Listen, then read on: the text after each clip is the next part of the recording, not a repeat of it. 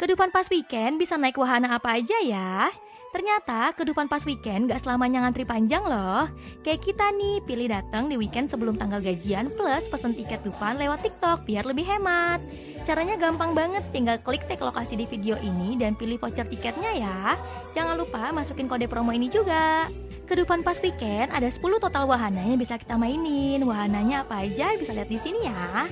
Tips dari kita biar bisa main banyak wahana pas weekend. Yang pertama, pilih wahana dari yang muat orang paling banyak, kayak biang lala, ontang-anting, dan juga tornado. Karena waktu ngantrinya bakalan lebih singkat.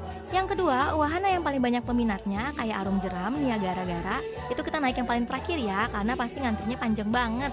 Yang ketiga, skip wahana yang paling anak-anak sukai, kayak rumah boneka.